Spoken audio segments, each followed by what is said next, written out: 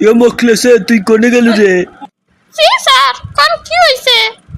এ মোকলেসে তো কখন থেকে দেখতেছি চাকরির ইন্টারভিউ নিতে নিতে অবস্থা খারাপ হয়ে গেছে। আর কি ক্যান্ডিডেট আছে? জি স্যার, আরে একটাই আছে। কথা না বলে দ্রুত পাঠা দে। জি স্যার, পাঠা দিতেছি। May I come in sir? এই বেয়াদব ছেলে, বড়দের আগে আগে সালাম দিতে হয় জানিস না?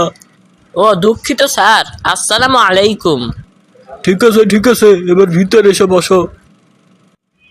ই আল্লাহ, এ কি দায়িত্ববান মানুষ রে। সালাম জোর করে নেওয়াইলো কিন্তু নিজেই উত্তর নিল না। চাকরির ইন্টারভিউ তো দিতেছি, ভালোভাবে দিয়া যায়। আল্লাহ, এই চাকরিটা আমার খুব দরকার। চাকরিটা জানি হয় আল্লাহ। তাহলে সকলটু তোমার বাবার নাম কি বলো তো? স্যার, বকলটু।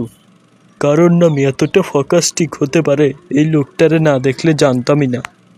তাহলে মনে করো তো তুমি একটি 20 তলার বাড়িতে 15 তলায় আছো।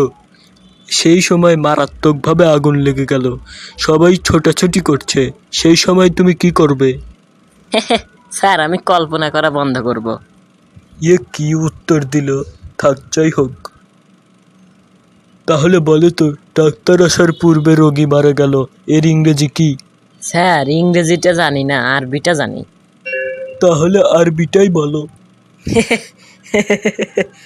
ইন্না লিল্লাহি ওয়া ইন্না ইলাইহি রাজিউন। স্যার, কি হয়েছে, এরকম করছেন কেন?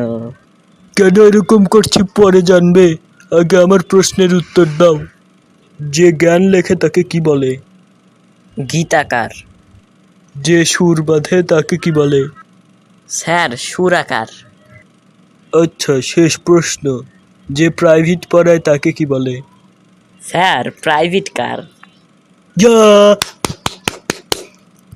এ মোকলেস তুই কোনে গেল রে? দ্রুত এক বের করে দে।